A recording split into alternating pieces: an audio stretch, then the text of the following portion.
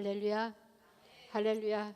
예, 한 달 빠졌더니 계절이 확 바뀌어 버렸어요. 예, 너무 감사합니다. 저는 연락이 없으셔서 이번 달도 그냥 가는 줄 알았는데 오늘 새벽에 자꾸 핸드폰이 시끄럽길래 봤더니 예, 저는 담임 목사님의 식구지만 부목사님들의 밑에서 일해요.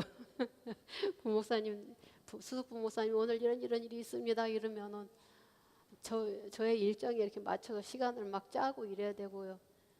이제 성도님들이 계시면 그 가족들이 막 계시잖아요. 그래서 일이 생각보다 좀 이렇게 많거든요. 여기도 마찬가지시겠지만 그래서 조금 답이 늦어졌었어요. 그래서 저는 조금 죄송하고요. 예. 그래서 무슨 말씀을 할까 그러다가 맞다, 이제 다음 주가 고난주간이고 곧 부활절이다. 저는 이렇게 사순절을 지내면서 늘 주님 그 은혜에 감사를 드려요. 왜냐하면 전에는 늘 그러니까 종교적 그런 종교적 습관에 의해서 사순절 때부터는 마음을 항상 차분하게 갖고 주님이 십자가에 달려 돌아가신 그 고통을 생각하면서 좀 뭔가 분위기 자체가 좀 침울해지는, 요거는요 마귀의 공격이에요. 우리의 그 전통이라는 걸 타고 들어온 마귀의 공격이에요. 물론 그걸 전혀 버리면 안 돼요. 주님이 왜 돌아가셨어요? 주님 저에게 말씀하시기를 너희가 기쁘고 즐겁게 살라고 내가 십자가에 못 박혀 죽었다. 그러니까 기뻐해라 이러셨어요. 주님 우리를 위해서 돌아가신 게 안 기쁘세요? 안 기쁘셔요? 안 기쁘신 분은 안 기뻐해도 돼. 예, 주님이 지옥 갈 수밖에 없는 나를 천국에 보내시기 위해서 저 대신 우리 한 분 한 분 대신 돌아가셨으니까 우리는 그게 기쁘고 감사해야 되는 거예요. 그래서 정말 남들 모르게 혼자 속으로 엄청 기쁘게 지냈어요. 왜? 주님이 십자가에 안 돌아가셨으면 저는 죄인 중에 괴수 중에 한참을 가도 끝도 없이 가도 저보다 더 악한 사람이 없거든요. 저처럼 하나님이 명령을 이거 해라 했는데 싫어요, 죽어도 안 해요 이렇게 거절하는 사람이 별로 없거든요. 그러니까 죄인을 찾으려면 제가 제일 먼저 당선될 그런 사람이기 때문에 주님의 그 은혜가 아니면 저는 지옥 갈 수밖에 없는 사람이란 말이에요. 그 주님이 십자가에 달려 돌아가 주신 게 너무 감사한 거예요. 안 감사하신 분들은 조금 문제가 있는 겁니다. 그런데 주님이 그렇게 말씀하셨었기 때문에 굉장히 기뻐했어요. 그래서 어느 절기 헌금을 드릴 때 늘 기쁨과 감사로 드렸는데 주님이 기뻐하고 너가 기뻐하고 즐거워하기 위해서 내가 죽었기 때문에 기뻐하고 즐거워해라. 의식적으로 의도적으로 그 고난에 동참한다고 막 마음을 이렇게 우울하게 하지 마라. 그러셔서 저는 기쁨과 감사로 부활절 헌금을 늘 준비했었어요. 그런데 요 몇 년 전에 우리의 하나님 아버지의 마음, 제가 언젠가 말씀드렸어요. 제가 만약에 내년 이맘때도 오면 또 말씀드릴 수도 있어요. 전에도 말씀드렸죠. 그러니까 우리 교회 새 성전으로 이사온 그 첫 번째 그 6월절 날, 6월 그날 기도를 하는데요. 이상한 게 우리 그 이예배실에서 기도하고 있었거든요. 1층에 가면 한 3배, 4배 정도 되는 이예배실 되는데 거기 뒤에서 기도하고 있는데 앞에 계단이 우리가 3개가 있죠. 거기에 3개가 있는데 두 번째 칸에 철퍼덕 앉으셔갖고 근데 그게 하나님 모습이 아닌 거예요. 그냥 하얀 거지 옷 같은 걸 입으시고 허리를 그 지푸라기 같은 걸로 질끈 묶으시고 머리도 모자를 이렇게 원뿔형 모자를 요만하게 쓰시고 얼굴이 동그란데 수염도 그 매직 같은 거, 매직 말고 왜 사인펜? 좀 매직보다 가는 거 사인펜 같은 걸로 칙칙 그려놓은 것 같이 막 이렇게 여기 몇 개, 여기 몇 개, 여기 이렇게 몇 개. 그래서 제가 기도하면서 예수님의 이름으로 이 더럽고 추한 것들은 다 물러가라 막 그랬어요. 근데 점점 더 짙게 오는 거예요. 근데 그 모습이 너무 처절하게 앉아 있는 거예요. 그 예수님의 이름 물어가려고 막 해도 안 물러가고 그 점점 짙어지면서 저에게 하나님이 무슨 마음을 주시느냐 하면, 그래 지금 이 시간, 제가 이제 주로 이제 저녁을 먹고 나서 기도를 하러 이렇게 오는데, 이 시간 조금 있으면 잡히실 하나밖에 없는 아들을 생각하니까 그 하나님 아버지의 마음이 얼마나 힘들었겠나. 꼭 초상집, 그러니까 왜 그 거지 그 타령, 거지 타령이라고 그러나요? 그런 거 복장 비슷하면서, 저는 이게 공교롭게도 믿음의 가정 3대째 믿음의 가정이라 한국식으로 추상 지내는 걸 본 적이 없어요. 근데 시집 가갖고 저 아랫동네 신라시대로 가니까 우리 감독님이 그 집안 전체에서 예수님을 믿은 1호예요. 그 집안 전체에서. 그 안양의 그 유교 전부 다 유교 믿고, 그 집안 전체로 첫 번째 예수님을 믿은. 그러니까 제가 처음에 가니까 그 뭐라 그래, 제사를 지내는데 하기 이상한 목장을 입고 제사를 지내더라고요.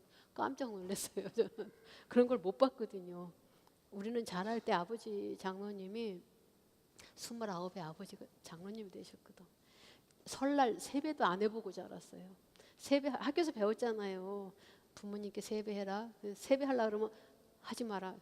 오직 예수님께만. 예수 잘 믿는 게 명문가고 예수 잘 믿는 게 최고다. 예수님께만 경배하지 세배하지 마라. 그 세배도 안 하고 자랐거든.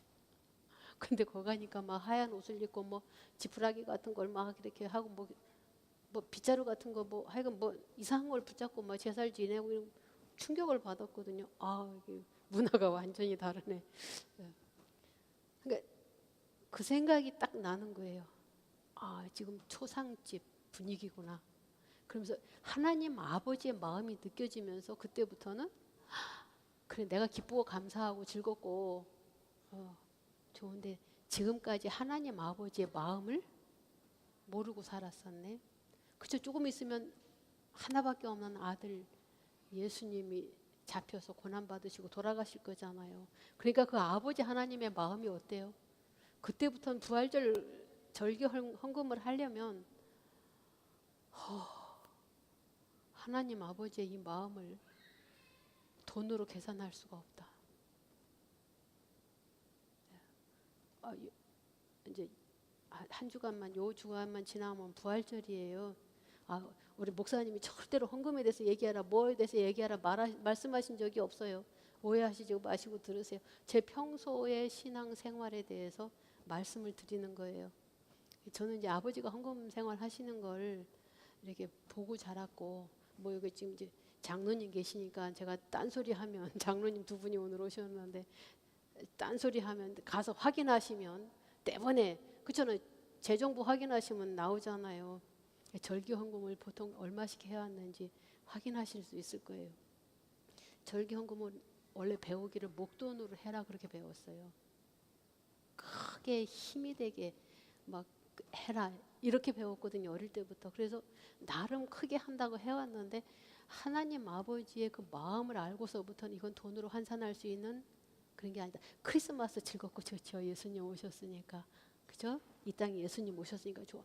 그것도 중요한데 그것보다 더 중요한 게 죽었다가 살아나셔서 하늘에 오르셔서 지금까지 살아 역사하시는 하나님.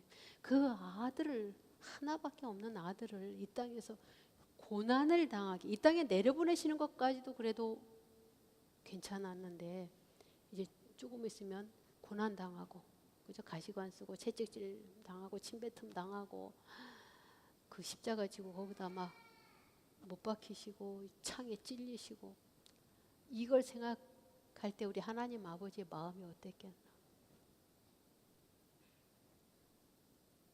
한번 생각해 보세요. 요 생각을 하시면서 우리 교회에 특별한 장로님 계세요. 우리 아마 신상희 장로님이 은퇴하시고 나면 여자 장로님으로는 최고령자가 되시나요? 아직 젊으신 장로님이신데 요리 교수님이셨고요. 이제는 그걸 다 내려놓고 지금도 막 학교에서 와달라, 방송국에서 와달라 이래 해요. 근데 다 내려놓고 교회 일만 요즘 근데 교회 일만 하시는데 우리 교회 일만 하시는 게 아니라 요즘은 연회 여성교회 연회 대전과 대전 주변에 있는 지방 도시들 여선교회 회장님으로 수고하시는 우리 장로님 권현주 장로님 나오셔서 하나님이 베풀어 주신 사랑에 대해서 조금만 말씀드릴 거예요. 한번 들으시면서 제가 말씀드린 거를 생각하시면서 우리 장로님의 그 간증을 한번 들어보세요. 이거 마이크 드리면 되나요? 기도용이라고 써져 있는데. 예.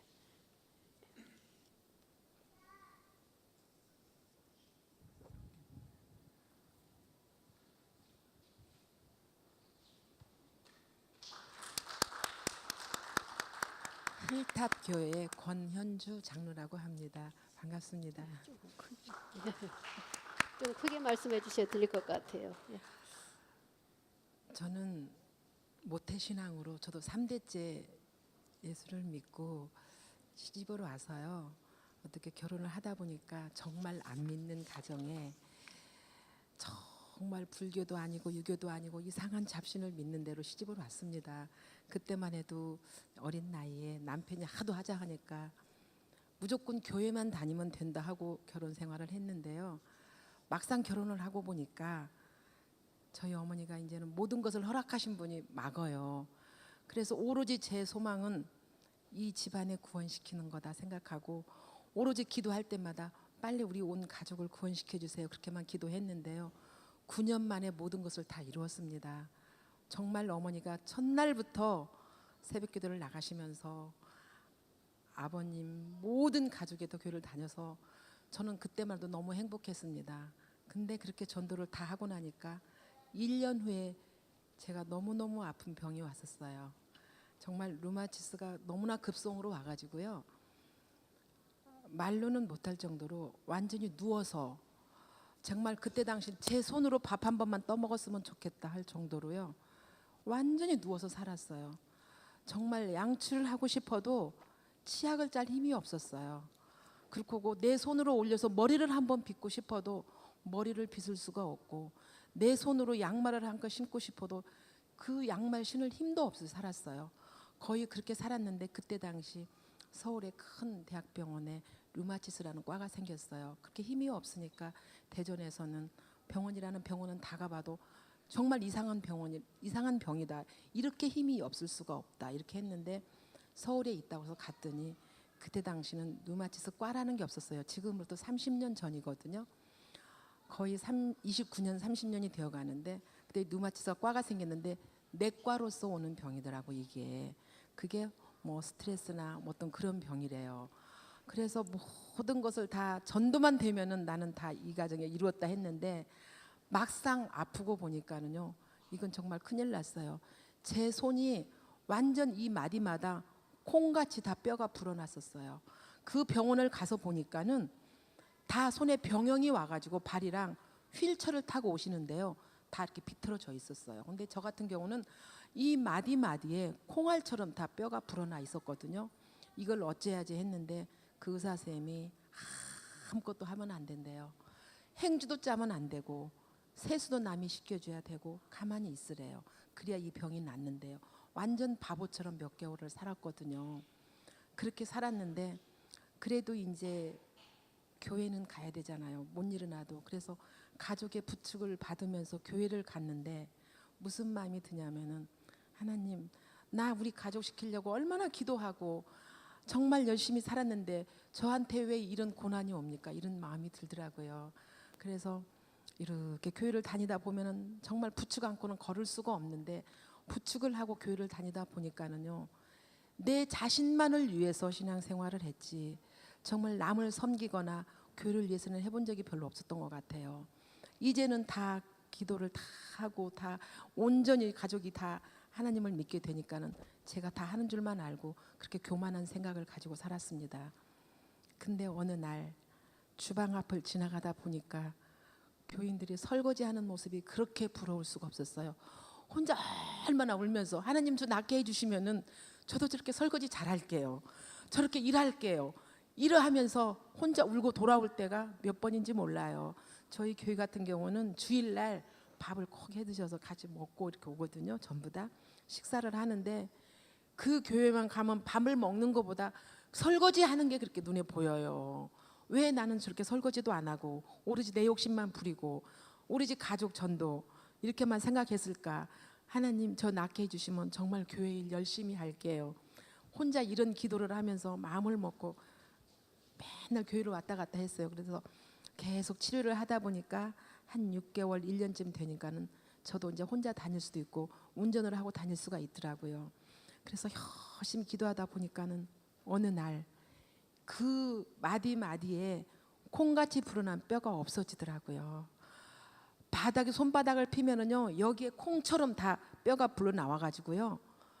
정말 누구한테 부끄러워서 말도 못하고 이렇게 뼈가 나왔다고 하고 제가 걱정되는 거는 병원을 갈 때마다 이렇게 막 병영이 오신 분들 있잖아요. 휠체어를 타고 손과 발이 나도 저렇게 되면 어떡하지?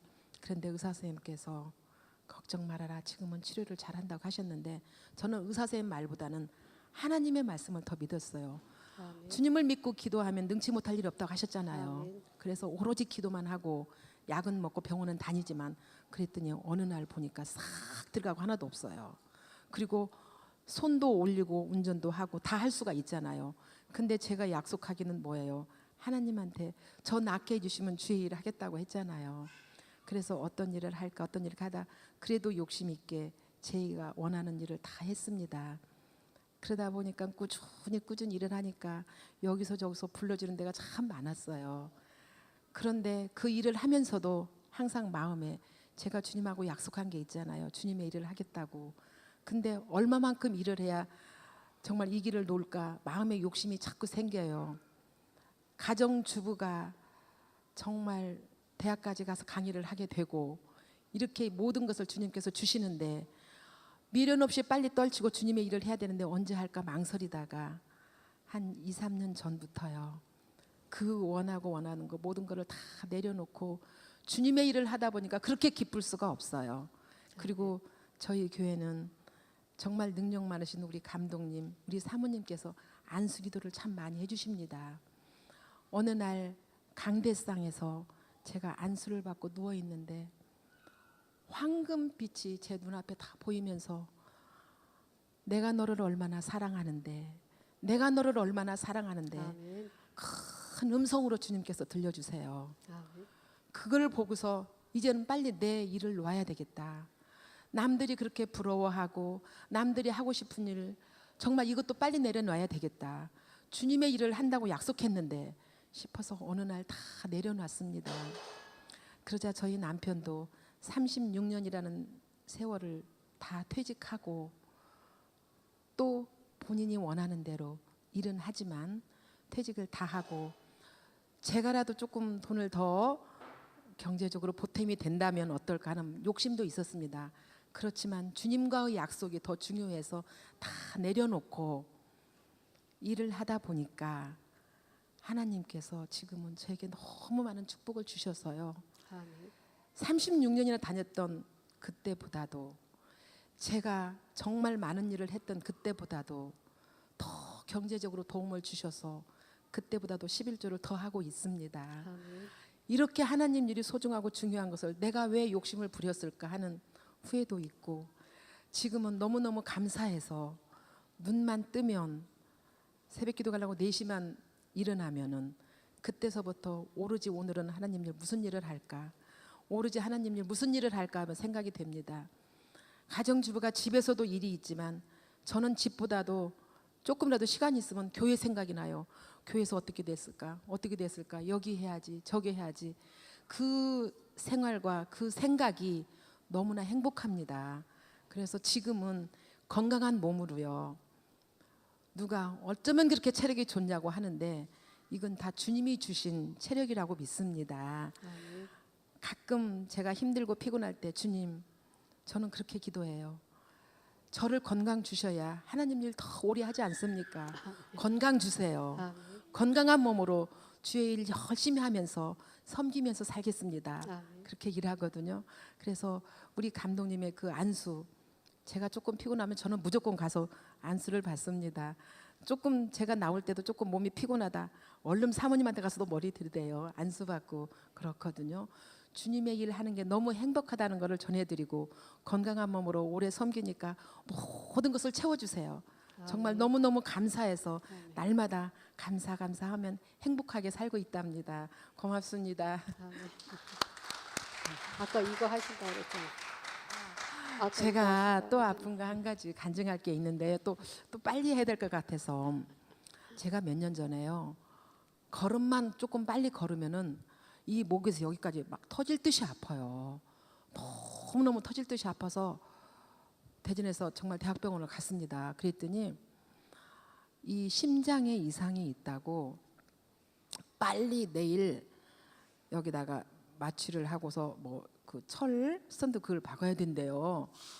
그래서 놀래가지고 어머 큰일 났다 싶어서 그날 저녁에 막 사모님한테 안수받고 새벽기도 끝나고 감독님한테 안수받고 주여 믿습니다. 저는 하나님께서 저 지금까지 건강 주셔서 일하는데 또 이렇게 심장이 나빠지면 어떡하라고요 주님. 그러면서 7시 반 8시에 갔어요. 다행히 아는 분이 있어서 일찍 가서 병원 가서 하는데요. 이건 마취를 하는 게 아니고 여기를 큰 혈관을 정맥을 가지고 동맥을 가지고 하더라고요. 그래서 큰 것 그렇게 심하니까 큰 스턴트를 받아야 될지 모른다고 완전히 여러 군데를 막 이렇게 쬐거든요. 근데요. 거짓말처럼 어저께까지도 안 좋았던 데가 거짓말처럼 보호자를 들으라고 하고 저보고 보라고 이렇게 화면에 보여주는데요. 그렇게 깨끗하고 막힌 데가 하나도 없대요. 그래서 여기를 뚫고 한다는 걸 그대로 다시 봉합을 했어요. 그래서 한 2-3시간 만에 퇴원을 했거든요. 이런 게 다 하나님의 은혜인 것 같아요. 정말 하는 주님이 아니었더라면 지금도 철을 받고 살았을 텐데 얼마나 감사한지 몰라요. 저는 이거 말고도요. 제가 시간이 없어서 못하는데 간증거리가 너무너무 많습니다. 오로지 주님만 감사하면서 그날 매 시간마다 감사 속에서 살아간답니다. 고맙습니다. 모든 영광 주님께 올려드립니다. 감사합니다. 감사합니다. 예, 저분을 이렇게 모시고 오리라고는 생각지도 못했어요. 예, 너무 바쁘신 분이고 그래서 근데 이제 갑자기 오늘 아침에 오게 돼서 결정이 나서 제가 늘은 아니지만 그래도 자주 오시는 장로님한테 접대 오셨던 그 권사님이 며칠 전에 보령 안 가세요? 그러고 아직 연락 없어요. 그러고 이제 말았는데 갑자기 그래 돼서 장로님한테 그때 그 권사님이 그렇게 말씀하셨는데요. 했더니 어떻게 두 분이 통화되면서 이제 오늘 가신다고 얘기를 했대요. 그래서 이렇게 근데 오늘 마침 시간이 나신다고 당신이 이렇게 오신다고 그래갖고 정말 그래서 오시면서 이랬어요. 야 보령교회 진짜 복이 있다. 우리 그냥 보령교회라 그래요. 그냥 보령교회 복이 있다. 간증을 들으면요 정말 눈물 나요. 안 믿는 집에 시집 가가지고 시어머니는 더 어렵잖아요.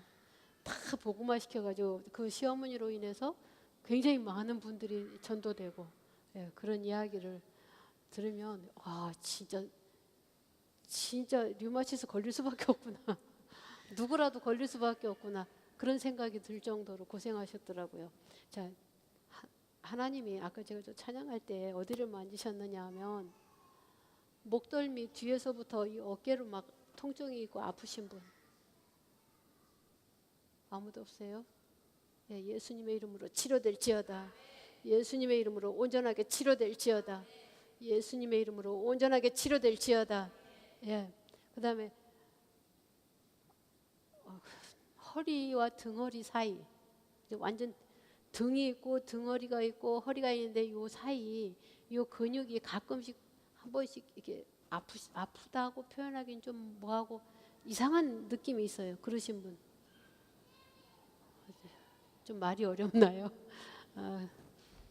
그러니까 제가 여기가 허리고 여기 이 전체를 등허리라고 하잖아요. 등허리 요 근육들 허리보다 가운데 정허리에서 조금 위로 올라간 척추 양쪽 주변의 근육이 가끔씩 좀 이상한 느낌이 있으신 분.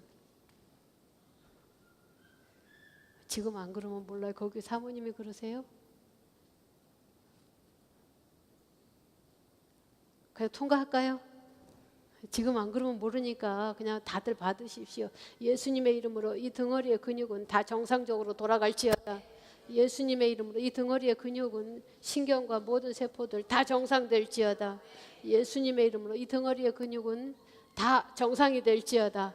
예, 그리고 이제 다리 한쪽이 위에 뼈, 무릎을 중심해서 위에 뼈, 아래 뼈가 있는데 이게 자꾸 어긋나는 것 같으신 분.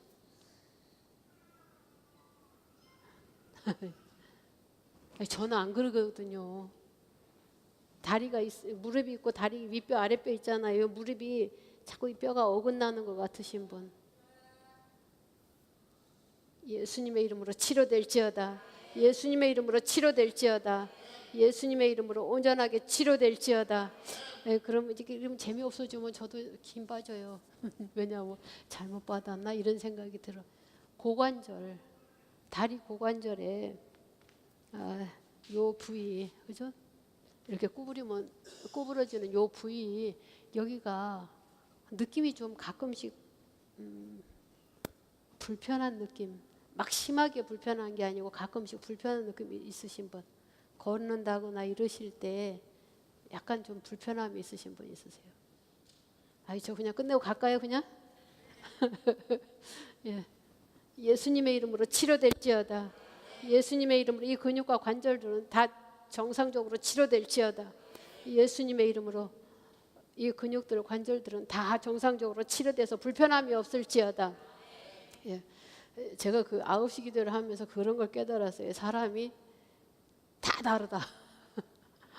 예, 인지 능력도 다르고, 하여간 뭐 다 다르다. 예.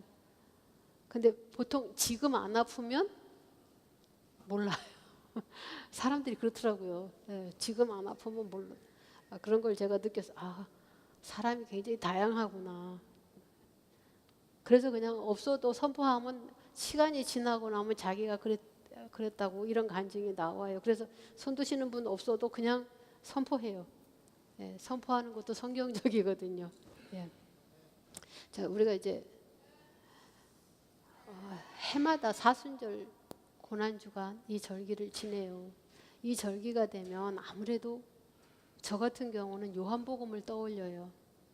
물론 다른 복음서에도 예수님이 받으신 그 순환의 이야기가 나오지요. 나오는데 왜 요한복음을 특히 떠올리느냐 하면 복음서 4개 중에요. 요 3개하고 요한복음하고는 좀 차이가 있어요. 네.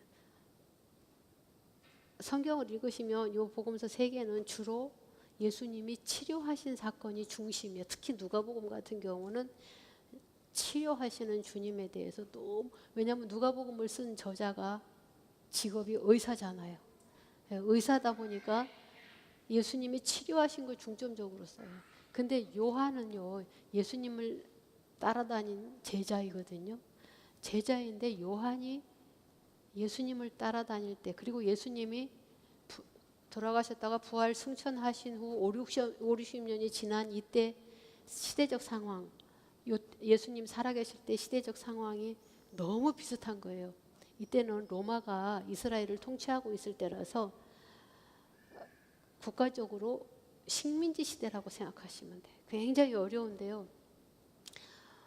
어떤 상황이냐 하면 예수님을 따르는 사람들은 무조건 출교시킨다.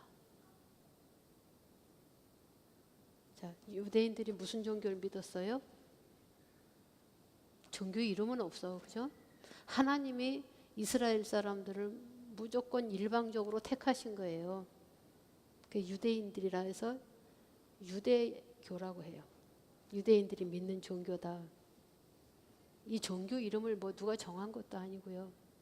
유대인을 택하셨는데 처음에 택하실 때는 유대인을 택하신 것이 아니고 아브라함 한 사람을 택한 거예요. 한 사람을 택했는데 유대 민족이 된 건 언제냐면 제가 언젠가 말씀드렸는데 애굽으로 내려가서 하나님하고 아브라함하고 만나서 대화할 때 아브라함이 너 가나안 땅으로 가면 아들 주마. 그러니까 아브라함이 믿었어요. 근데 지금 가나안 땅에 가나안 7족속이 살고 있는데 저거 너한테 주마. 그러니까 요 주유소 땅 만약에 누구 땅이에요? 우리 성도님 땅이에요? 주인 없으세요? 여기 주유소야. 교회 앞에 입구에 주유소 있던데. 아, 편의점? 소유주 없어요? 예, 우리 교인 중에 주인 없어요? 예, 만약에 하나님이 나타나셔서 그거 너 주마 그러면 어떡할 거야? 그 주인 있는데요, 이럴 거 아니에요. 그래요, 안 그래요? 지금 아브라함한테 하나님이 그 가나안 땅 7족속에 살고 있는데 그거 너 줄게 그러니까 아브라함이 그걸 뭘로 믿어요? 이랬어. 그걸 뭘로 믿냐 그랬어요. 그러니까 하나님이 너 후손들이 400년 동안 저기 애굽에 가서 이집트에 가서 종살이 하다가 나와서 그때 들어갈 거다. 그런데 하나님이 이 아브라함의 후손을 이집트로 이끌어 들이시는데요. 진짜 신묘막측한 방법으로 이끌어 들이셔. 지금 아브라함한테 아들이 있어요, 없어요? 없는 상황에서 아들 준다고 그러고 네 후손들한테 저 땅 준다고 그랬어요. 예, 근데 그 맞아. 아, 나 이런 얘기 하려고 그런 거 아닌데 요한복음을 쓰게 된 이제 배경을 말씀드리는 거예요. 그래서 아브라함의 후손 중에 누가 있어요? 야곱. 우리 믿음의 족장 아브라함, 이삭, 야곱 하잖아요. 야곱이 아들이 몇 명? 아유, 오늘 꿀들 드시고 오셨나 봐요. 12명의 아들 중에 11번째 아들 요셉을요. 하나님이 애굽으로 보내셔요. 그 방법도 참 묘해. 이왕이면 유학을 간다든지 이런 방법으로 보내시는 게 아니고 형들한테 인신매매 당해가지고 그거 하는데 진짜 신묘막측한 방법이에요. 거기서 죄도 안 지은 상태로 죄의 누명을 쓰고 그 예수님하고 똑같다라고 보시면 돼요. 죄의 누명을 써서 감옥까지 간 것이 바로 궁궐로 들어가는 직행 코스가 돼버리는 거예요.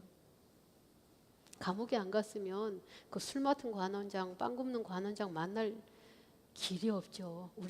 우리가 여기서 장관 만나자 그러면 쉽게 만나주겠어요? 안 만나주겠죠. 마찬가지거든요. 더군다나 이방 사람, 다른 나라 사람이 와서 술 맡은 관원장, 떡 굽는 관원장, 우리 성경이 자꾸 떡이라서 습관인데 그 사람들이 떡은 안 먹고 빵을 먹어요.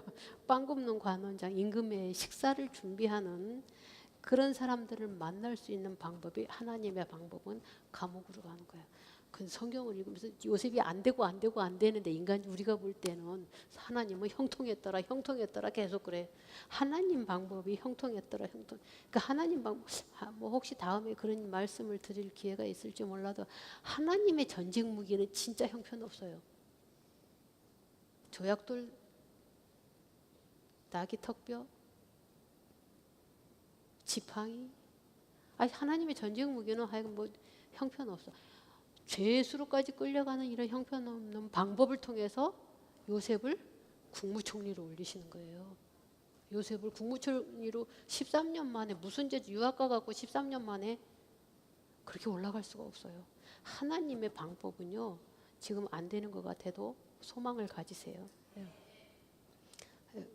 그래서 거기서 이스라엘 백성들, 그 요셉의 형제들, 조카들이 다 내려가잖아요. 아버지를 야곱을 비롯해서 거기서 얼마나 생육하고 번성하였던 창세기 1장의 축복이 거기서 막 일어나는 거예요. 생육하고 번성하고 막 이런 축복이 일어나서 애굽에서 나올 때 민족을 이뤄서 나오는 거예요. 우리는 뭐 60만 대군이 어쩌고 60만이 전쟁에 나갈 수 있는 숫자만 60만인 거예요. 그러니까 그 번식하는 번식률로 보면 심하게는 3천만까지도 계산할 수가 있어. 어떤 사람은 한 70명 낳기도 하고 막 이러잖아요. 아기가 없는 사람도 있지만 보통 7, 8 막 낳고 건강하기 때문에 그 산파들이 가서 왕이 다 죽여라 했는데 여자들이 건강하기 때문에 우리가 도착하기 전에 벌써 다 낳았어요. 이렇게 할 수 있는 거예요. 맨날 삐리삐리 하면 그렇게 핑계 댈 수가 없죠. 예. 그러니까 번식이 굉장히 강했던 거예요. 그 번식이 워낙 많이 일어나니까 요셉을 모르던 왕이 나왔을 때 저렇게 번식하면 나중에 안 되겠다 싶어서 그냥 막 더 박해를 하는 거예요. 우리가 그런 역사적 배경을 알고 이제 그들이 나왔는데 하나님이 택했거든요. 택했는데 지금 로마가 전 세계를 전 세계라면 뭐 지구 전체 우리가 알고 있는 이 지구 전체를 다스린 게 아니고 그때 당시는 그 중동 유럽 요 지역을 그냥 전 세계라고 표현을 해요. 그래서 페르시아가 전 세계를 장악했다. 막 로마가 전 세계를 장악했다. 이집트가 전 세계를 장악했다. 이러면 그 주변 그죠? 그 주변을 장악했다고 보시면 돼. 이 나라들이 이제 이스라엘을 장악하고 있는데 이스라엘의 대제사장들이 이 정치 권력 로마의 정치 권력하고 결탁을 해가지고 있는 상황에 이스라엘 문화가 여호와 하나님이 야훼 하나님만을 섬겨야 되는데 예수라는 청년이 딱 나타나니까 사람들이 예수를 막 따르거든요. 그러니까 이단이라고 생각해서 박해를 한 거예요. 그래서 예수를 따르는 자는 유대교에서 출교시킨다. 요한복음에 출교당할까 봐 이런 이야기 나오잖아요. 출교당할까 봐. 그래서 나오는 거예요. 근데 지금 요한 사도가 보니까 제자들이 다 순교당하고 5, 60년이 예수님 하늘로 올라가시고 5, 60년이 지났는데 지금도 역시나 똑같은 상황인 거예요. 그래서 요한복음을 기록하게 되는 거거든요. 아, 이대로 두면 안 되겠다. 예. 그럼 예수님이 누구신가? 예수님이 어떤 분이신가? 이거를 기록하려고 요한복음을 쓴 거예요. 그래서 우리 9시 기도회 때요 한 2달 가까이 한 것 같아요. 어저께로 요한복음을 끝냈어요. 그래서 제가 이걸 우리 교회에서 했듯이 자세하게 하려면 한 2년은 해야 될 것 같아서 그냥 지금 사순절 끝나가는 부분이니까 이 부분 조금만 말씀드릴 거예요. 요한복음의 처음 시작은 예수님이 이 땅에 오셨는데 그가 누구냐? 하늘에 계실 때 우리를 창조하신 하나님이시다. 그 하나님이 유월절 어린 양으로 이 땅에 오셨다. 그럼 왜 유월절 어린 양이라고 표현하느냐 하면 아까 이집트 얘기했잖아요. 그걸 이제 성경의 애굽에서 출애굽할 때 유월절 사건이 있었던 거 다 아시죠? 예. 국가적인 구원의 사건이에요. 국민 전체가 노예 생활에서 벗어나는 국민적으로 구원을 받는 사건이에요. 근데 요한복음은요. 3장에 보면 개인적 구원을 말해. 물과 성령으로 거듭나지 않으면 천국에 못 들어간다. 하나님이 이 세상을 다 사랑해서 독생자 나를 보내셨는데 나를 믿으면 구원받는다. 그러니까 개인적 구원을 말씀하는 거예요. 요한복음은 굉장히 중요한 거예요. 요한복음은 보통 읽으실 때 다른 복음서하고 다르게 조금 어려워요. 어려운데 그런 역사적 배경과 영적인 배경이 들어있어요. 그래서 요한 사도는 예수님은 누구시냐? 창조 시대에 우리를 창조하신 그 하나님, 하늘에 계실 때는 말씀으로 계셨고 그 하나님이 육신을 입고, 그러니까 우리가 많이 하는 성육신, 성육신 돼서 오셨다. 육신을 입고 오셨다. 근데 그 예수님이 요한복음에 보면 나는 생명의 떡이다. 우리 성경에 떡이다. 나는 생명의 빵이다. 떡은 우리나라하고 일본이 먹지요. 그쪽은 빵을 먹지 떡을 몰라요. 나는 생명의 빵이다. 나는 생수다. 나는 세상의 빛이다. 나는 양의 문이다. 나는 선한 목자다. 아버지와 나는 하나다. 나는 부활이다. 나는 부활이요 생명이다. 나는 길이요 진리요 생명이다. 나는 참 포도나무다. 이런 이야기들을 해요. 그래서 뭐 빛의 축제라든가 막 이런 거 수전절 이야기에서 빛의 축제 이야기 이런 게 쭉 나와요. 그 수전절 구약에는 전혀 없는 절기를 지키는 거거든요. 그게 뭐냐 하면 우리로 치면 삼위 기미 독립 운동하는 거하고 똑같은 절기예요. 수전절이라고 하는 게 요한복음에 수전절이라는 이야기가 나와요. 그죠? 수전절이 예수님이 서서 뭐 내가 빛이다. 내가 생수다 나에게로 와서 마시라 막 이런 거 그러면서 내가 빛이다 나에게로 와서 마시라 유월절 사건 이야기를 많이 하시는 거예요. 그래서 지금 요한복음은요 다른 복음하고 다르게 유월절 이야기를 많이 해. 예수님이 유월절 희생양으로 오셨다는 거예요. 우리를 구원하기 위해서 십자가에 못 박혀 달려 돌아가실 그 예수님을 말씀하신. 그래서 그 예수님은 그냥 너희들이 아는 그냥 시골 출신 청년이 아니고 하나님이 오셔서 우리를 구원해서 천국으로 데려가시는 분이다. 네, 이런 이야기를 하기 위해서 요한복음이 쓰여졌어요. 근데 예수님이 그래서 행하신 일들이 다른 복음서들하고 조금 다르게. 그러니까 예수님 그 요한복음은 질병을 고친 이야기는 굉장히 조금밖에 안 나와요. 기적을 일으킨 이야기 나와요. 물이 포도주 되는 거, 뭐 베드로가 밤새 그물질했지만 고기 못 잡았는데 그 배를 빌려 쓴 삭스를 갚으신 그와 똑같은 사건이 갈릴리 해변에서 예수님이 부활하신 후에 베드로가 다른 제자들을 데리고 고기를 잡으러 갔을 때 밤새도록 고기를 못 잡아. 그야 배 오른편에 던져. 그랬더니 백신 3마리 잡은 사건. 예. 그런 사건들. 그러니까 기적의 사건들 기록. 그러니까 요한복음이요. 그렇게 이 사건 저 사건을 막 기록하지 않고 예수님을 기록을 해요. 예수님이 어떤 분이다. 그래서 읽기가 조금 어려운데 오늘 이 말씀을 들으면 조금 쉬워질 거예요. 아주 간략하게만 뭐 더 자세하게 원하면 제가 몇 달을 다니면서 더 해드릴 수 있어요. 좀 절약을 이렇게 저기 한 거 좀 더 빼버리고 하면 할 수 있는데 중요한 거 요한복음이 말하는 중요한 거는 예수님이 누구시냐. 다른 복음서는 구원자다, 치료자다 이런 건데 예수님은 하나님이시다. 하나님이시다. 예수님을 통해서만이 하늘나라 갈 수 있다. 예, 물과 성령으로 거듭나야만 갈 수 있다. 이런 이야기를 하세요. 예수님이요. 제자들에게 내가 아버지에게서 왔고 이제 때가 되면 아버지께로 다시 간다. 네, 죽으실 걸 말씀을 하세요. 그런데 그냥 내가 그렇게 간다만 하시는 게 아니라 내가 떠나는 것이 너희들에게 유익이다. 내가 떠나야 또 다른 보혜사 성령님이 너에게 오신다. 참 묘해요. 예수님이 성경에 내가 보혜사라고 말씀하신 적은 없어요. 예수님이 보혜사 성령이라고 말씀하신 적이 없어요. 근데 예수님이 보혜사 성령을 보내주신다고 할 때 내가 또 다른 보혜사를 보내주신다. 그러면 예수님이 누구예요? 보혜사 성령님이죠. 보혜사라는 말은 우리를 돌봐주신다, 위로해주신다. 그런 뜻이거든요. 그러니까 우리 예수님도 보혜사 성령님처럼 우리를 돌봐주시고 위로해주시는 분이시고 그런 분이시거든요.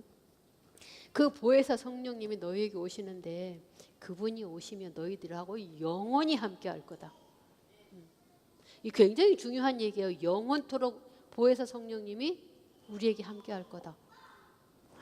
조금 어려워요. 왜 영원토록 함께할 거를 말씀하시느냐 하면 성령을 받기 이전 구약시대의 성경을 보면 구약 성경을 보면 성령 받았어요. 성령 받았는데 내가 죄를 지면 성령님이 어떻게 해요? 떠나가 버리셔. 성령님이 떠나가 버리시면 내가 성령님 받아봐야 무슨 소용이 있어요. 이해가 안 돼. 너무 어려운 이야기를. 그러니까 사울 임금이 오늘 밤새도 돼요. 이거 다 하려면 밤새야 돼. 사울 임금이 성령 받았어요, 안 받았어요? 그저 받아갖고 막 예언도 하고 이러잖아요. 그런데 교만의 죄를 품으니까 성령님이 어떻게 해요? 떠나가 버려요. 삼손이 성령 은혜 받았어요, 안 받았어요? 받았어요. 근데 미인계에 빠져가지고 죄를 지으니까 하나님이 비밀 지키라 그랬잖아요. 우리 비밀은 진짜 지켜야 비밀이지 못 지키면 비밀이 아니에요. 그죠? 삼손에게서도 하나님이 성령님이 떠나가셔요. 자, 삼손은 전 시대고 사울 왕에게서 성령님이 떠나가시는 것을 다윗 임금이 봤죠. 그러니까 이 왕이 되기 전에 봤잖아요. 예. 사울 왕이 성령 충만해 있다가 교만해지니까 성령님이 떠나가니까 누가 들어가요? 예, 악신이 들어간단 말이에요. 악신이 들어가서 미쳐서 막 이래 하는 걸 다윗이 가서 악기를 틀면서 찬송을 하니까 떠나가잖아요. 그래서 다윗이 죄를 짓고 나단 선지자한테 너가 바로 그 범인이거든. 이 소리 들었을 때 이것이 하고 목을 칠 수 있는 권한이 있음에도 불구하고 뭐라고 기도해요? 성령을 내게서 거두지 마옵소서. 성령을 거두지 마옵소서 기도해요. 왜? 성령이 떠나가는 거 봤잖아요. 성령이 떠나가면 어떻게 돼요? 봤잖아요. 사울 임금이 어떻게 되는 거 봤잖아요. 미쳐서 그러다가 아들들 다 데리고 한꺼번에 전쟁터에서 제대로 싸워보지도 못하고 그냥 한꺼번에 다 죽는 사건이 일어나잖아요. 그걸 봤기 때문에 다윗이 죄를 짓고 죄를 깨닫지 못했을 때는 회개기도 안 했어요. 나단 선지자가 와서 그 죄인이 바로 너다 이럴 때요. 바로 눈물이 침상이 뜨도록 침상이 다 젖도록 울면서 주여 내게서 성령을 거두지 마옵소서 기도하는 거예요. 그러니까 내가 성령을 받았어도 죄를 지으면 성령님이 떠나버린다. 근데 이제 주님이 자 이제 내가 올라가서 아버지께 구하면 성령님이 너희들에게 올 건데 이 성령님은 너희들에게 떠나지 않고 영원토록 함께 하신다. 그러니까 구약과 신약이 굉장히 발전해 가는 거예요. 이제 구약에서.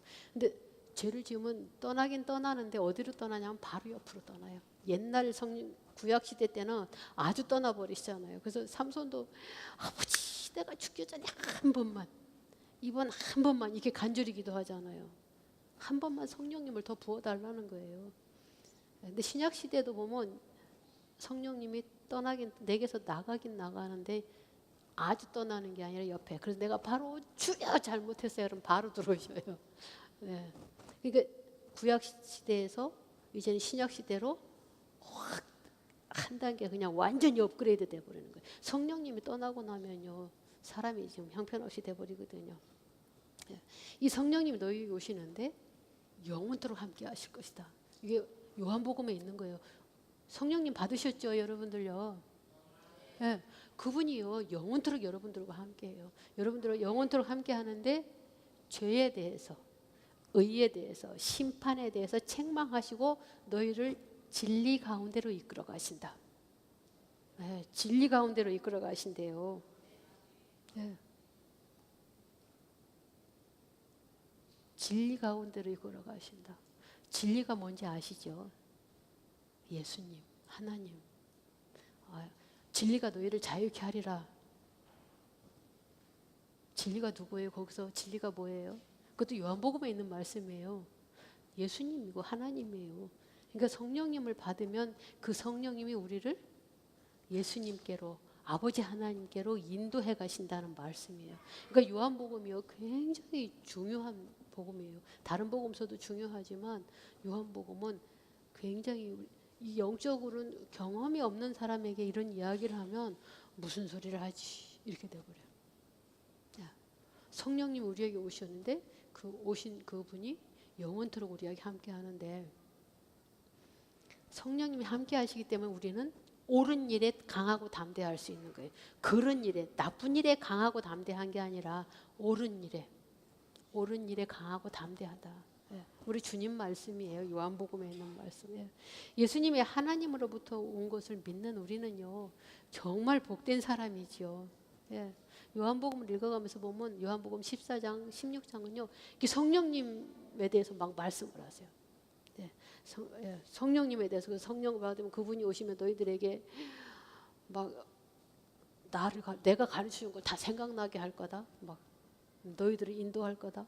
이런 말씀을 막 해주세요. 그러니까 성령을 받으면 너희들 문제가 다 해결된다.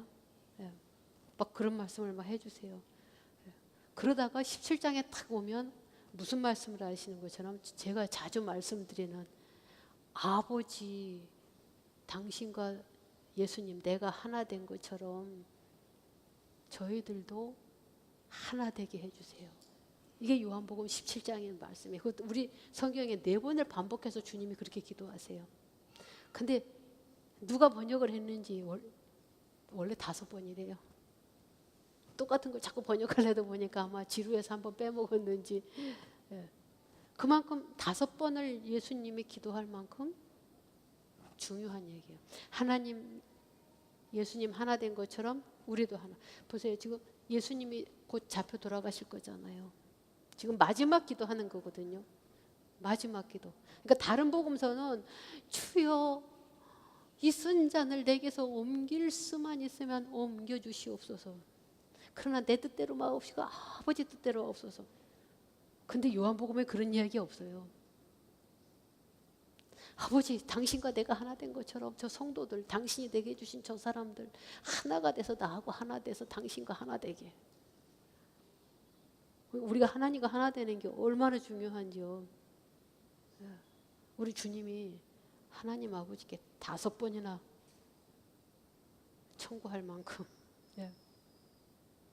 왜 그럼 예수님이 그걸 5번이나 하나님, 아버지 하나님, 성자 예수님, 그리고 성령 하나님이 하나 된 것처럼 저들도 우리와 하나가 되면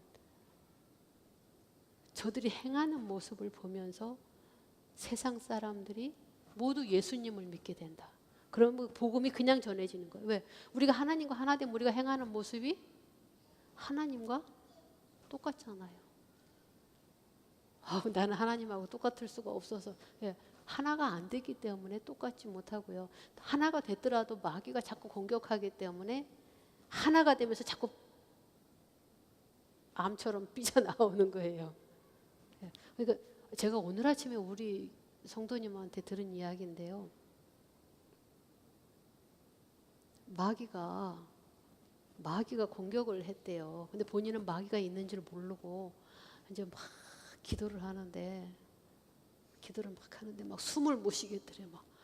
근데 막 남자 목소리 같이 막 나오더니 숨을 못 쉬겠고 막 그러니까 이제 그 엄마가 그 자녀가 옆에서 그러는 모습을 엄마가 보면서 옛날에 사모님이 내 가슴에 내가 힘들어할 때 십자가를 거지고 기도하셨다.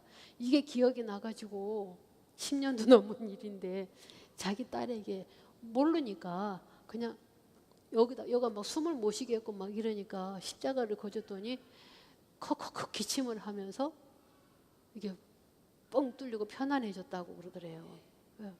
그러더니 바로 방언을 받았대요.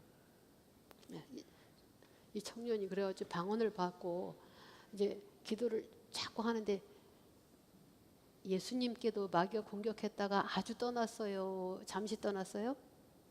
네, 잠시 떠났다는 이야기는 성경에 그 다음에 마귀가 또 공격했다는 이야기는 없지만 잠시 떠났다는 이야기는 또 공격했다는 얘기잖아요. 그죠? 아니에요? 제 한국말이 너무 어려워요.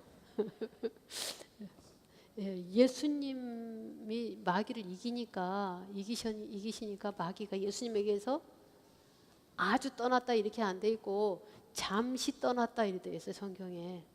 그렇죠? 그러니까 마귀가 또 덤벼. 이 청년에게도 마귀가 또 덤벼서 방언으로 기도하려고 막 하는데 마귀가 여기를 꽉 잡고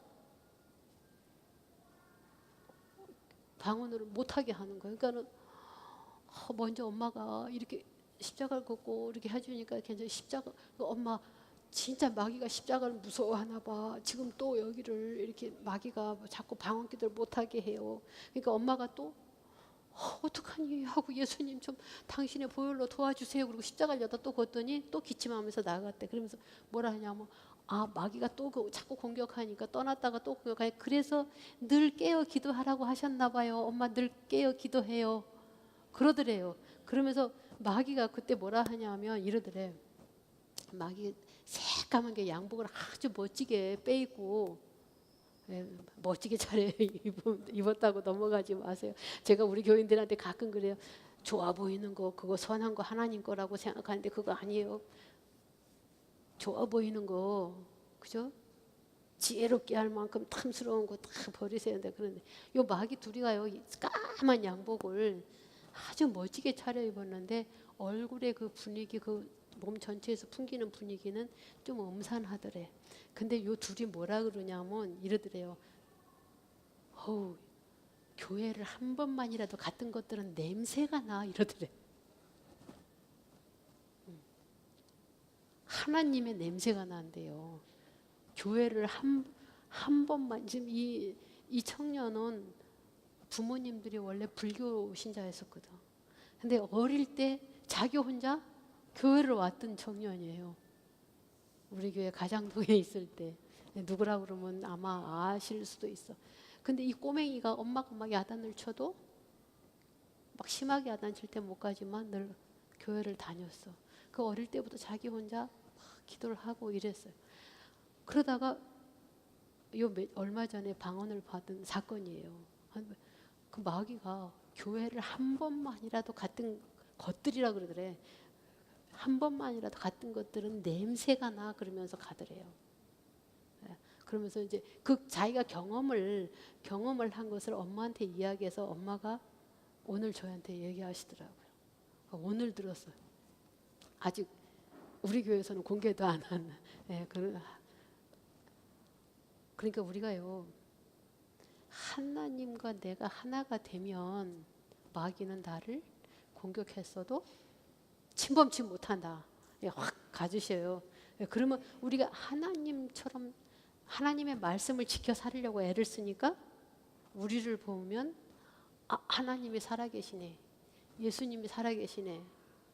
그러니까 동네에서 좀 안 좋게 살던 아이들이 변하는 모습, 그죠? 안 좋게 사는 사람들의 삶이 변하는 모습을 보면서 나도 예수님을 믿어야 되겠네. 이렇게 된다는 거예요. 이제 요한복음을 읽다 보면 때 이야기가 참 많이 나와요. 그걸 제가 다 말씀드릴 수는 없고 때를 굉장히 우리 하나님의 때가 돼야 돼. 이런 말씀 자주 하시잖아요. 이 때 이야기가 하나님이 원하시는 그 시간 이야기가 많이 나오는데 예수님이요. 요한복음 2장 4절은 아직은 내 때가 아니다. 엄마 마리아가 포도주 떨어졌으니까 어떻게 좀 해봐라. 그러니까 아직은 내 때가 아니라 그래요. 근데 요한복음 5장 25절에는 보면요. 하나님의 아들의 음성을 들을 때가 온다. 우리는 하나님의 아들의 음성을 들으면 살아납니다. 하나님의 아들의 음성을 들으면 그 아들의 음성을 듣는 건요. 성경을 통해서 내가 이런 구절 이거 내 거네 하고 확 잡는 거. 내 거네 하고 확 잡으십시오. 성경을 읽다가 복된 말씀 정말 영생의 말씀 있을 때 이거 내 거네 하고 확 잡으시면 내 거가 돼요. 그런데 뭐 때 이야기가 많이 나오는데 지금 순환 사건을 이야기하기 위해서 하기 때문에 다른 건 다 빼고 12장으로 가면 때가 왔는데 요 때가 이르렀다 그러세요. 요 말씀을 하실 때가 언제냐면 6월절 엿새 전에 때가 이르렀다. 잡히기 직전에 지금 마지막 기도를 하시면서 때가 이르렀다. 때가 이르렀다. 영광 받으실 때. 영광 받으실 때가 됐다. 우리 주님은요. 정말 우리가 생각하는 것보다 더 정확하게 우리를 알고 계시거든요.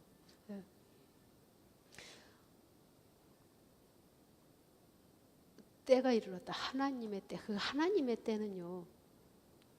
정말 정확하게 맞는데 예수님이 지금 영광을 받으실 때가 이르렀다. 우리는 영광 받는다 하면 막 레드카펫 밟는 거 생각하죠. 그죠? 하나님의 영광. 근데 예수님이 영광을 받으시는 이야기는요. 예수님이 고통당하시는 게 영광 받으시는 거예요. 정말 이거는 인간으로서는 이해하기 어려운 예수님의 그 고난이 영광을 받는 방법이에요. 정말 하나님이 우리에게 무엇을 원하시는지 이 영광 하나님이 그 아들 십자가에 달려 돌아가시기 한 이 사건을 통해서 우리는요 하나님이 도대체 날 통해서 무엇을 하기 원하시기 때문에 저렇게 아들을 십자가에 못 박아 돌아가시게 하시나. 이걸 생각해 봐야 돼요. 하나님과 내가 하나가 돼야 돼요. 예수님과 내가 하나 돼야 돼요. 그럼 왜 하나가 돼야 되느냐? 하나님의 영광을 드러내야 하나가 돼요. 그런데 우리는 참 그래요. 어떻게 가정도 하나가 안 돼. 그죠? 가정도 하나가 안 돼. 내 의견은 이렇고 네 의견은 이렇고 가정도 하나가 안 돼. 그 교회가 하나, 기도 안 하면은요 교회가 하나 안 돼요. 근데 기도하면 성령 하나님이 한 분이시기 때문에 기도 안 해도 지금 뭐 해야 되는다 알아요. 목사님이 뭐 하자 그러면 그거 해야 되는 거 알아요. 그러니까 회의할 필요가 없어요. 기도만 하면 하나님이 이끄시는 대로. 저는 이제 그렇게 배워왔어요. 우리 아버지가 아버지 장로님 목사님 담임 목사님한테 하실 때 담임 목사님이 이제 우리 아버지가 선배시니까 이제 어떤 일을 하실 때 전화를 하세요. 그러면 목사님 당신이 기도하시고 하나님이 시키시는 대로 하세요. 저한테 의논하시지 마세요. 그래요. 근데 학교 선배니까 자꾸만 전화를 하셔요. 목사님. 그러고는 이제 장로님들 앞에 가서 당신들과 나는 이 세상에 나가서 열심히 돈 버느라 기도 열심히 못하지 않냐. 우리 아버지 새벽기도 빠져보신 적이 없는 분이거든요. 정말 이 교회를 위해서 기도하는 분이 누구냐? 우리를 위해서 기도하는 분이 누구냐? 담임 목사님 아니냐? 그러니까 목사님이 하나님하고 기도해서 하나님이 하라고 말씀하신 건 무조건 해야 된다. 당신과 나는 우리는 세상에 나가서 열심히 벌어서 하나님 일 하시도록 열심히 갖다 바치자. 다른 장로님들한테 직원의 하도 제가 자란 교회는 좀 시끄러운 교회였거든요. 매주 직원회를 해요. 그러니까 우리 아버지 장로님들 교인들 앞에 나서서 그렇게 말씀하세요. 그러면 이제 우리 담임 목사님이 당신 선배가 계시니까 자꾸만 전화하면 목사님 저 의식하지 마시고 기도하시고. 그러니까 심지어는 어떠냐면 목사님이 설교를 엄청 쉽게 하셔요. 설교는 쉬워야 돼요. 10살짜리가 와도 저는 우리가 보령 오면 참 이거 꼬맹이다. 아까 아이고 손으로 이게 처음에 뭔가 그랬어. 우리 전도사님 내 아기가 이게 뭐예요? 사랑한다는 표시를 손이 조그마하니까 이게 표가 안 나는 거예요.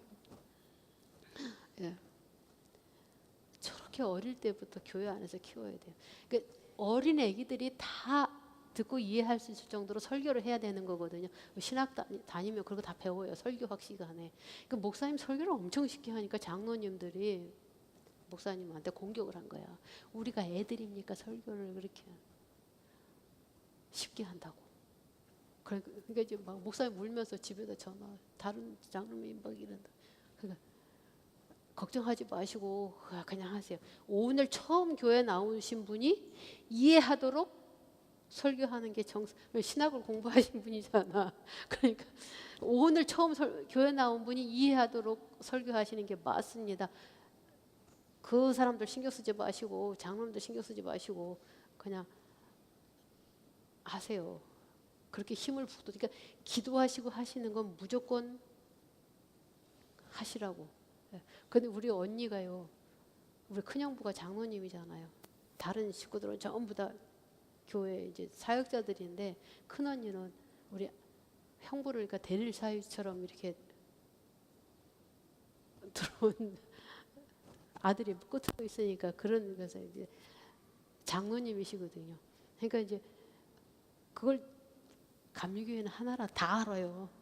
다 하니까 언니의 담임 목사님이 언니한테 전화를 해갖고 어떡할까 이러면 남편은 장로님인데 부인 권사님한테 전화하고 교회를 어떡할까 이러면 그렇게 배워왔기 때문에 목사님 기도하시고 하나님 하라는 대로 하세요. 저한테 의논하지 마세요. 그래요. 교회가 하나 된다고 하는 건요. 기도하면 돼요. 기도하는 사람은요. 하나님의 뜻 말하지 않아도 알아요. 하나님 그냥 목사님 이거 하자. 그거 맞아. 하나님이 그거 하시기 원해. 이거 알아요. 근데 기도 안 하는 사람들이 그게 까매 하에 하고 따져요.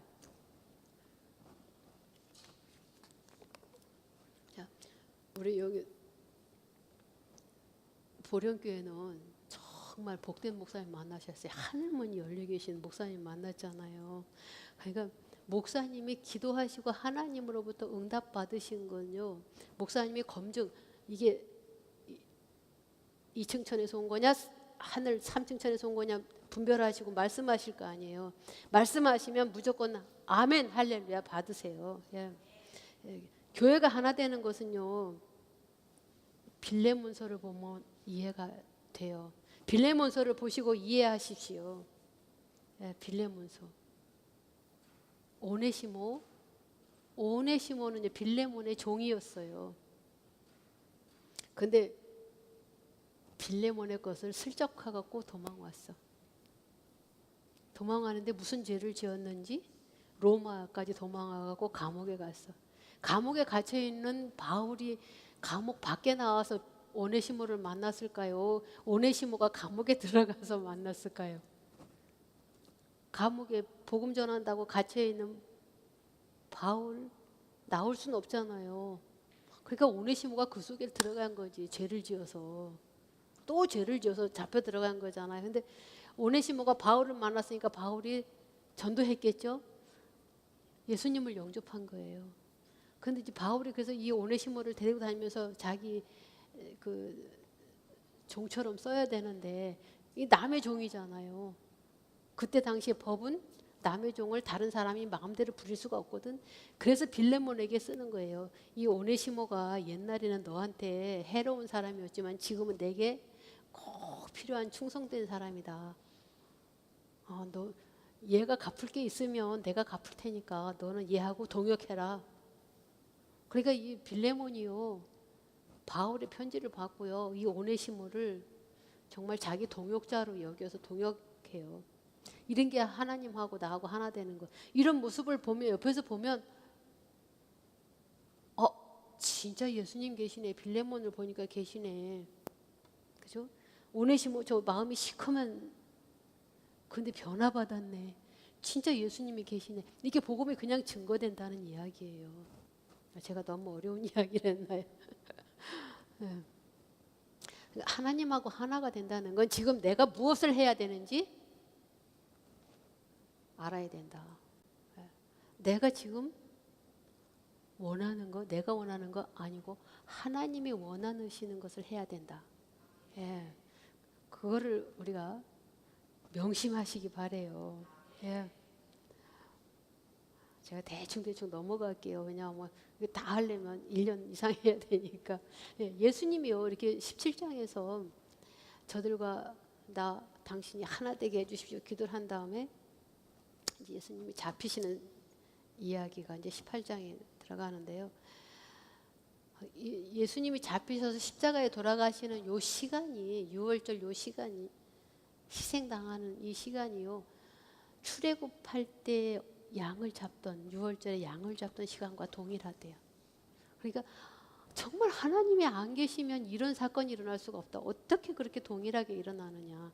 양을 준비해서 나흘 동안 기다렸다가 그 양을 잡는 시간 이게 똑같다는 거예요.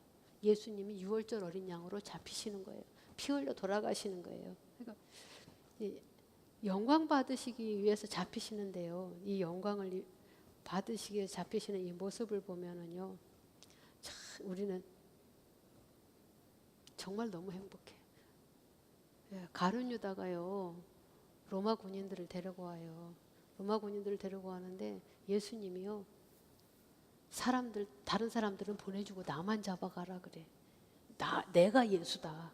내가 예수다라고 하는 말을 듣자마자 로마 군인들은 완전히 임재돼. 뒤로 물러가면서 자빠져.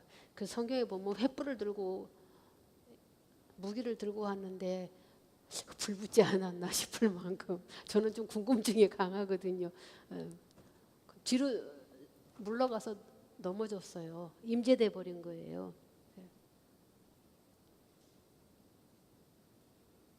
근데 요한복음을 읽으면서 왜 예수님이 그러면 자기하고 같이 있던 제자들이라든지 만약 자기를 따르는 사람들을 풀어주라 했냐면 제가 그 말씀 드렸잖아요. 예수님을 따르는 사람은 유대교에서 출교시킨다 그랬잖아요. 그러면 이제 조금 더 쉽게. 요한복음에 뭔 사건이 나오냐면 이 눈이 없어서 예수님이 보질 못해 태어나면서 또 보지 못했다고 나와요. 흙에다가 침을 뱉어서 이겨갖고 눈에다 붙여주고 실로암 가서 씻어라 그래요. 그 사람이 실로암 못 가보신 분, 거기 우리도 가려면 조금 힘들거든요. 그렇죠? 근데 이러고서 그거 어떻게 가겠어요? 그 사람이 씻고 나왔어. 씻고 눈을 떴어요. 눈을 떴는데 소경이 날 때부터 소경이 눈을 뜨니까 소문이 얼마나 났겠어요. 그죠? 그러니까 대제사장에게까지 그 소문이 들어간 거야. 그러니까 너 누가 고쳐줬냐? 그 예수라는 사람이 고쳐줬다. 그 죄인이, 그러니까 아니 당신들은 죄인이라는데 나는 그 사람이 죄인인지 어쩐지 몰라요. 근데 당신들이 분명히 가르쳐 주기를 죄인은 이런 기적을 행할 수가 없다고 했으니까 그 사람이 하나님으로부터 온 사람 아닙니까? 그러니까 너가 죄 중에 태어나서 우리한테 가르치려고 하냐고 쫓아내 버려요. 그리고는 그 부모에게 가서 얘가 소경으로 태어났는 거 맞냐? 그 부모가 맞다. 그리고 누가 고쳐줬냐 물으니까 부모님들이 예수가 고쳐줬다 그러면 출교당할까봐 저가 이미 그 대답할 만큼 컸으니까 본인한테 직접 가서 물어보라 그래요. 예수가 고쳐줬다 그러면 출교당할 테니까.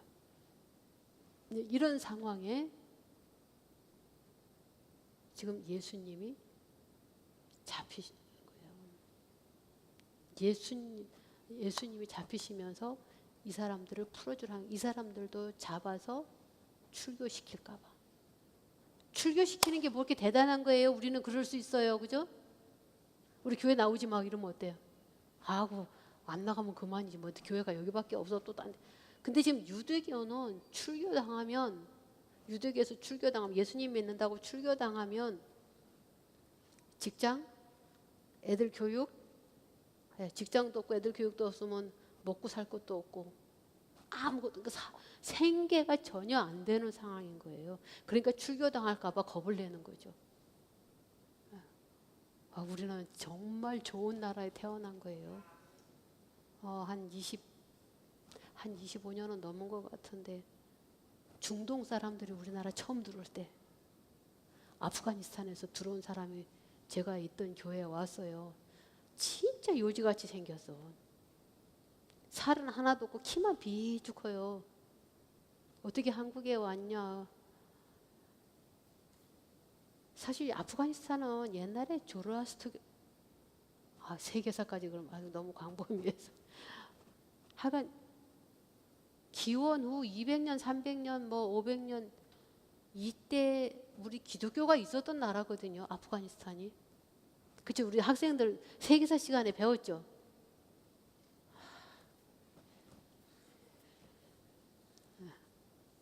근데 지금은 회교가 장악을 하고 있단 말이에요.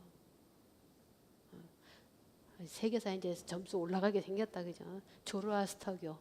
지금 기독교하고는 조금, 왜냐하면 우리도 보면 종교가 혼합되어 있는 거 볼 수, 불교가 혼합되어 있는 거 볼 수 있죠. 무당 종교하고 혼합되어 있고 막, 그죠? 기독교가 저 남미에 가면 막 그 이상한 우상하고 막 섞여 있고 이러잖아요. 조로아스터교도 기독교가 이렇게 동쪽으로 오면서 섞여 버렸거든. 그러니까 그거 아닌데요. 그래서 아닌데요가 진짜예요. 왜냐 바울이 동쪽으로 복음 증거하려고 실크로드를 따라서 복음 증거하려고 했는데 천사가 나타나서 그쪽까지 말고 서쪽으로 가 마게도냐로 가 해서 동쪽은 복음 전파 안 된 줄 알죠. 이거 그렇게 알면 큰 오산이에요. 동쪽으로 이미 오늘 진짜 밤새우겠네. 시리아에 사도 바울이 시리아로 가다가 다메섹 도상이 시리아잖아요. 거기서 누굴 만나요? 주님 만나서 소경됐을 때 누가 기도해 줬어요? 누가 기도해 줬어요? 성경에 딱 한 번 이름 나와. 아나니아. 몰라요? 그러면 이미 시리아에 기독교가 있었단 얘기예요. 개신교가. 아니야, 개신교랬다. 예수님을 따르는 예수님도 유대교인이에요. 충격받지 마세요. 예수님 당시에 우리 이 기독교는 없어요.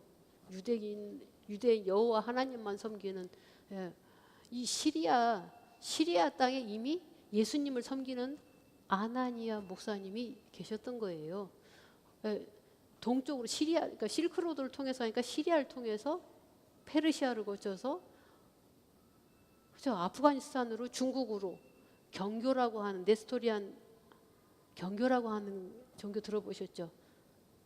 세계사 시간에 중국에 경교가 있었고 우리나라에도 경교가 들어왔었다 이런 이야기 못 들어보셨어요? 학교를 안 다니셨나?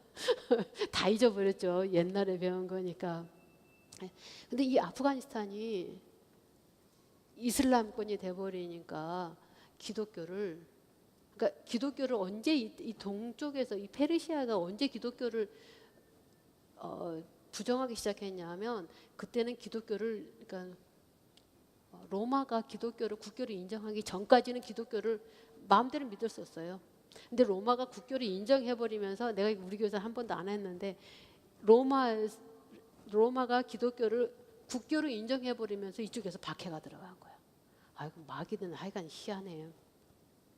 그 아프가니스탄의 과거의 옛날에 그러니까 한 1800년 전 1700년 전 이때는 기독교가 있었다. 이걸 염두에 두시고 이슬람이 완전히 장악을 했는데 이분들이 막 전 세계에서 막 선교사들을 보내잖아요. 복음을 들었어. 그 복음을 듣고 예수님을 믿는다는 게 알려진 거예요. 알려지니까 직장 잘렸어요. 그래서 애들하고 먹고 살 수가 없으니까 가족은 놔두고 다 나올 수가 없으니까 가족은 놔두고 한국에 왔어. 한국에 와서 교회를 찾아온다는 게 저희들이 시음했던 교회를 찾아온 거예요. 그래서 아프가니스탄 상황이 어떻냐 그랬더니 예수님을 믿으면 그냥 사회에서 살 수가 없대요. 그러니까 지금 유대교 이 상황, 요한 사도가 요한복음을 쓰던 이 상황, 예수님 당시의 상황하고 똑같은 거예요. 지금 예, 이해가 어려워. 제가 더 어려울 건 어렵네요. 그러니까 예수님이 십자가에 못 박혀 돌아가시는 사건이요.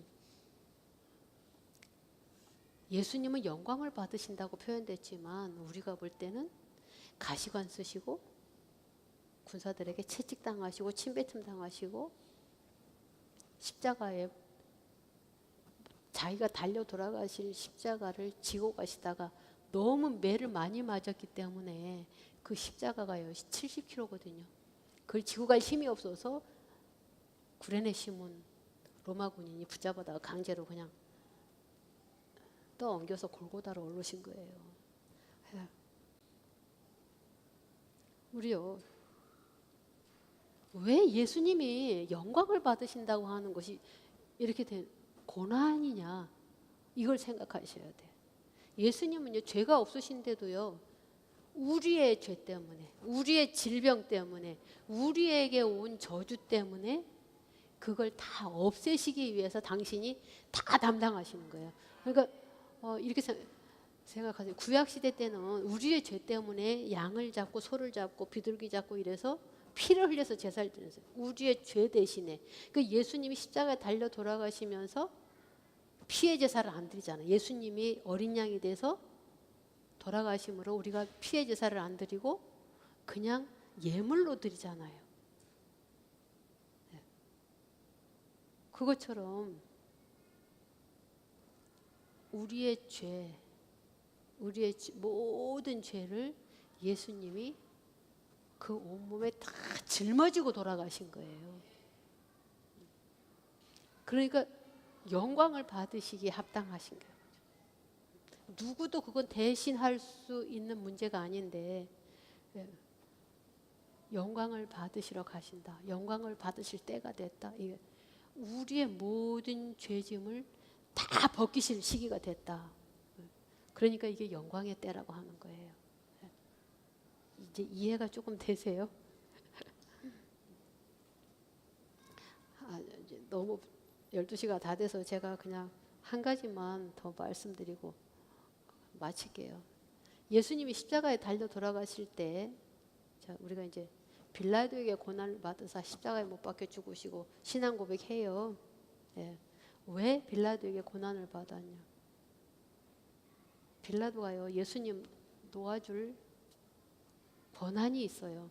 예수님한테도 그 말씀을 해. 내가 놓아줄 권한도 있고 죽일 권한도 있다. 그런데 안 놓아줘요.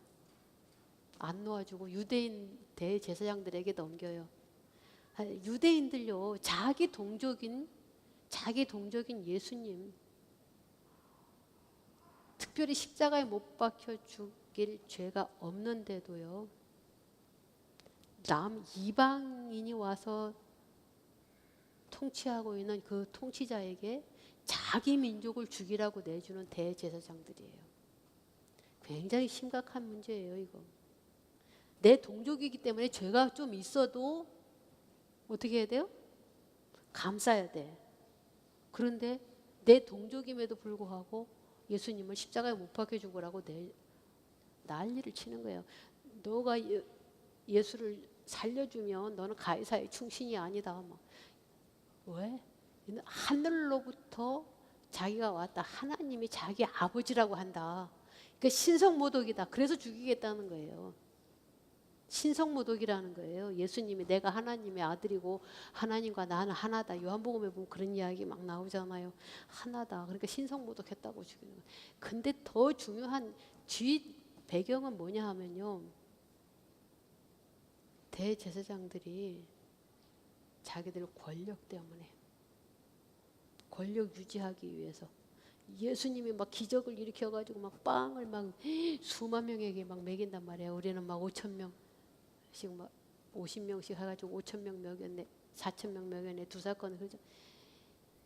기적을 행해서 막 먹이니까 사람들이 예수님을 임금으로 삼으려고, 이 땅의 임금으로 삼으려고 그래요. 그러니까 지금 로마 정부에 붙어갖고 이익을 취하던 이 대제사장들이요, 그 자리 뺏길까봐 예수를 못 박으라고 하는 거거든요. 근데 빌라도가 죄가 없다고 보고하는 이유가 뭐냐 하면 정말 죽일 죄가 없는 거예요. 정말 죽일 죄가. 근데 예수님한테 가서 대화할 때 보면 저가 하나님의 아들이라고 했다, 신성모독했다 그러니까 그 말에 걸려서 예수님한테 가서 너가 진짜냐? 네, 그거 묻는 거예요. 너가 진짜로 하늘에서 왔냐 묻는 거예요. 하나님 두려운 줄 알기 때문에. 예수님을 십자가에 못 박으라고 내준 빌라도, 그러니까 예수님을 채찍질을 하고 내줬잖아요. 내줬는데 예수님 손에 못 박고 발목에 못 박고 돌아가셨어요. 근데 돌아가신 걸 확인하기 위해서 밑에서 로마 군사가 예수님 옆구리에다가 창을 찔러댔잖아요. 근데 이 창을 찔러댄 사람이 눈이 되게 안 좋았대요. 눈이 너무 안 좋았는데 창을 찔릴 때 피가 튀었고, 피가 다 쏟아지고, 성경에 보면 물과 피를 다 쏟으셨다 했잖아요. 림프, 우리 상처나고 나면 끝에 그 맑은 물 같은 거 나오죠. 그게 림프액이거든요. 림프액은 1분의 1cm밖에 안 가요. 피는 콸콸콸콸. 전 여기를 터져봐서 알잖아요. 피가 쿡 주르륵 흐른다니까요. 심장 뛰는 대로. 근데 림프액은 1분의 1cm밖에 안 가. 그러니까 창으로 옆구리 꽉 찔렀으니까 피는 금방 쏟아지고 진물은 천천히 흐르고. 이게 그 로마 군인의 얼굴에 튄 거예요. 로마 군인이 어떻게 됐을까요? 제 생각에는 로마 군인이 위에서 시키니까 찔렀지만 마음속에 이 사람은 죄가 없다 이런 마음을 품었을 수도 있어. 억울하게 죽는다 이런 생각했을 수도 있어요. 게다가 십자가 양옆에 두 강도가 대화할 때 우리는 죄를 많이 졌지만 이 사람은 죄가 없다 그랬잖아요. 근데 예수님의 옆구리에 창을 찔렀던 이 사람의 이름이 우리말로 번역하면 창이래. 창 아시죠? 예. 이 창이라는 사람이 창을 들고 예수님의 옆구리를 찔릴 때 피와 물이 쏟아져서 그 사람 얼굴에 튀었는데 이 눈이 치료가 됐대요. 성경엔 이 이야기가 없어요, 그죠? 네, 근데 외경에 나온대요. 아니 구전에 흐른대요. 구전에 예수님의 옆구리를 창으로 찔렀던 그 사람이 예수님의 피가 예수님의 그 물이 얼굴에 튀어서 눈이 치료됐다. 자, 그러면요, 우리 이제 이거 생각해야 돼. 우리 주님이 당신을 지금 죽이는 로마 군인, 우리 같으면 어때요? 원수죠. 아무리 위에서 시켰어도 사형수인 거죠. 사형수. 사람 취급 안 하잖아요. 근데 예수님의 그 사랑과 능력은요, 용서를 하시고 끝까지 제자들한테 마지막 식사하실 때요, 제자들에게 발을 씻기시잖아요. 요한복음에 제자들 발 씻기시잖아요. 아, 그러면서 어떻게 하세요? 너희들이 사랑하는데 끝까지 사랑하라 그러잖아요. 그것처럼 지금 돌아가시면서도